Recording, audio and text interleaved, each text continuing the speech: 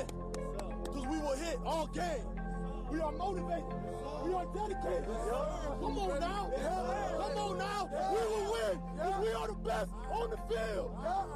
And we hit the field like all day light, all night light, on the blue light, offense light, defense light, his squad light, house call light, and it sound light, and it sound light, and it sound light.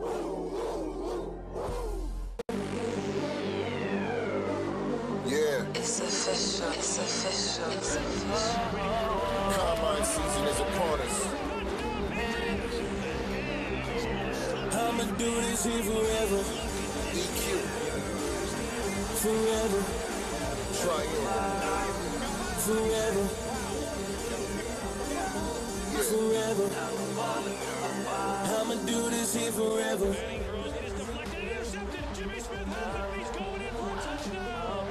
Let's go. All you haters better be coming. This the day you've been waiting on your road.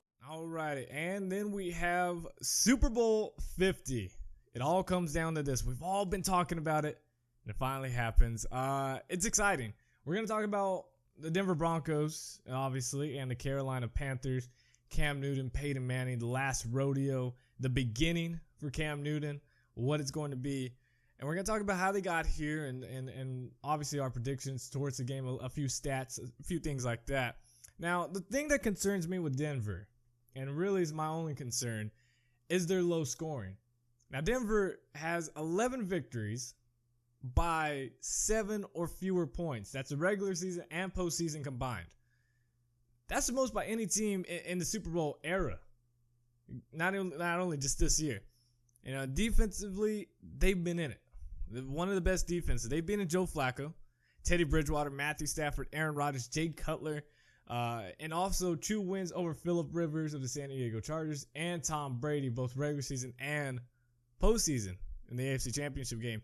They've beaten 5 teams that have made the playoff this year. The Panthers, just 3. Only beat 3 teams. And that was since November 8th, too. Now, the Panthers, they've allowed one 100-yard rusher in Jamal Charles back in week 2. The Broncos have surrendered a league low 3.3 yards per carry, per attempt. There's something about this Broncos team that, while they are the probably one of the biggest underdogs talked about, next to when the Seattle Seahawks were, when they were going against the Broncos, when they were the underdogs, they win close games. They know it. They've been in, obviously, 11 victories by 7 or fewer points this season. They played some great quarterbacks on the road and at home, but they've stuck together. But you also have to look at it on the other side. It's a handful. If a handful of those close wins don't go the way, if the defense doesn't make a play, if the offense doesn't do something, C.J. Anderson doesn't pick up those big runs, this entire season we have the New England Patriots basically in the Super Bowl right now. Because again, just a handful of those 11 victories easily could have been losses. I know you can say, well, it's a tough and gritty team of the Denver Broncos. They stuck with it, and they just outperformed the other team. That's why they made them. That's why they were better. Yeah, but I mean, you also have to look at that flip side where one play changes it for them, and they're not even in the playoffs. And offensively, it's been their problem, and that's what one comparison they've looked at. The past time, the Broncos were in the Super Bowl a few years ago, and then now, Broncos, they were led by Peyton Manning that year when they got blown out in the Seahawks. They were led by Peyton.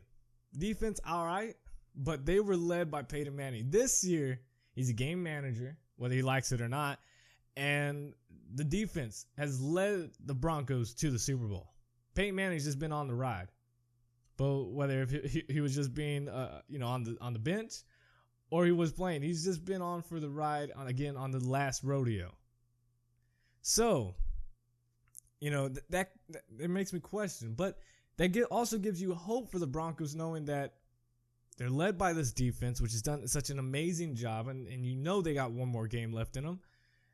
And you think, okay, well, Peyton Manning, he's going to give it all. He's going to give it all. Whether he's got a noodle arm or he's got that strong arm from a few years ago, he's going to give it his all. That's all you can ask. Now, for the Panthers on the other side, their season began with predictions of just hope that this team could get above 500. They won't be a 7-9 team anymore. They won't be a 6-10. They won't be an 8-8 team. And hoping that maybe a 10-6, maybe a sniff at 11-5.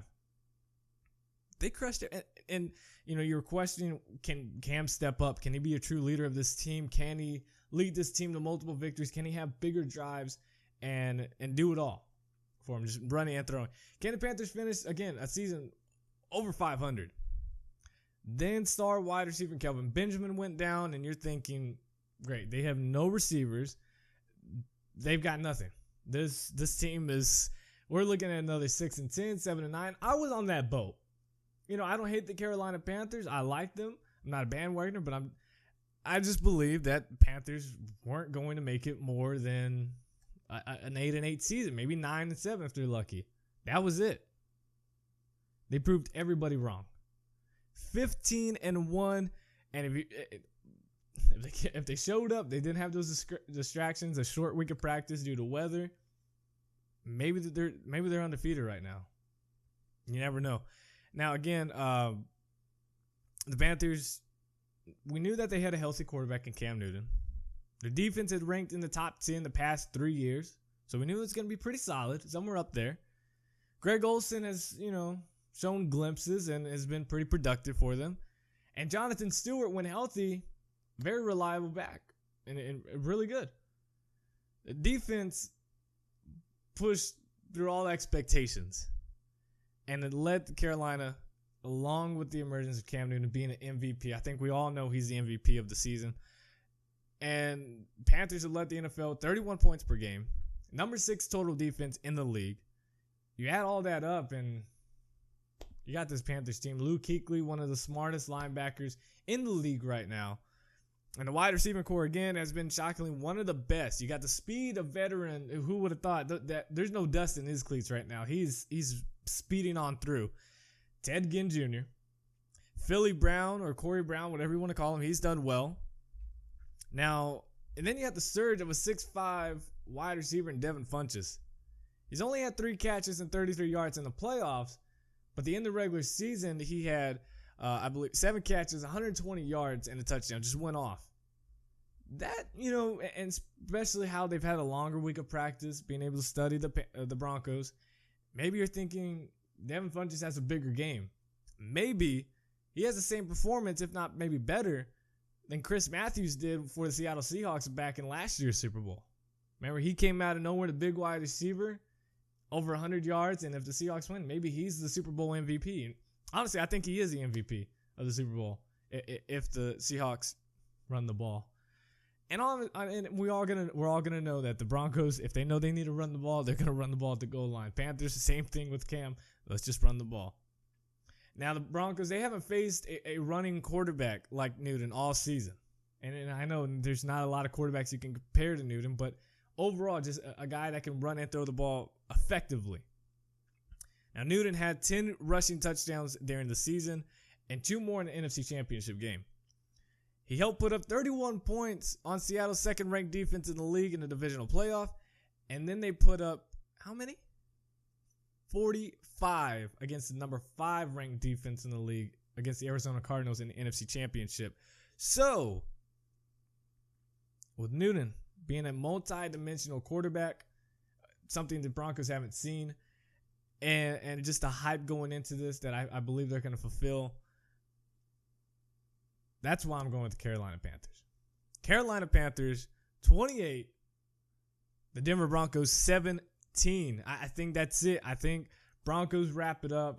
The Panthers wrap it up. I think they're able to go. I don't think they're going to score 30 points. I don't think they're going to obviously score 45 against the Broncos team. But I also don't believe the Broncos can go point per point against Cam Newton and this is Panthers offense. The defense has just been outstanding. And the offense, right back at it. Jonathan Stewart doing his thing. Cam Newton, obviously, Greg Olsen. All these guys are complimenting each other and giving it all. They're laying it all out there for them. Defensively, again, doing their thing. Broncos, defense is going to do all its best. They know that they're not being talked about. That the only thing they're saying, well, the defense gives them a shot. They want to know defense is going to help. It's going to win this game for them. They're done hearing about Cam Newton dabbing in the end zone, giving that first down sign. They're done with that. Khalib, can't even say his name. Talib, he's going to do his thing. Chris Harris is going to do his thing. Bradley Roby, he's doing his thing as a third cornerback and showing potential of being a starter in future years. And Von Miller, they know, and you got the defensive tackle, the young defensive line. They are tired of hearing the Cam Newton and dabbing. Not hate against them, just they're tired of everybody picking the Panthers. So, it's going to be close. And we're back live. Camera, don't do that. I wouldn't be surprised if I can remember what I'm trying to say. Oh, I wouldn't be surprised if the Seattle Seahawks game kind of comes back to Peyton's mind. If a fumble happens and he's like, man, and things just start not going their way. Could see it somewhat of a repeat. A dominant defense against Peyton Manning. I don't know. Either way, it's going to be a great game. All I hope for, and I think that's what everybody hopes for, is that this game goes down to the fourth quarter. Whether the game's officially over at the beginning of the fourth or at the last second, just take it all the way. Because the Super Bowl halftime show is going to be the worst in NFL history. Lady Gaga singing national anthem. I mean, they're kind of setting us up for failure. And if this field of the Santa Clara Stadium, Levi Stadium, if it's the same as what you're used to, this could be a very sloppy game. So hopefully these two teams can just give it all, take it all the way to the fourth, and let's just enjoy a great Super Bowl. I will see you guys next Wednesday here on the Short Sports Show podcast. Don't worry, it's still there on iTunes, iHeartRadio, Spreaker.com, YouTube, Stitcher Radio, everywhere. Thank you guys so much for the support. Love you all. And I will be back next Wednesday. As always, God first, God bless. Follow me on Twitter at Short Sports Show. We changed it, not Short Sports 24/7. It is now at Short Sports Show. Links are all in the description below. Thank you once again, and I'll see you guys Wednesday. I'm out. Peace. Forever. I'ma do this here forever. Forever. I'ma do this here forever. Forever. I'ma do this here forever. Forever. I'ma do this here forever. I done came way too far for me to stop it now. I done worked way too hard just to drop it now. We came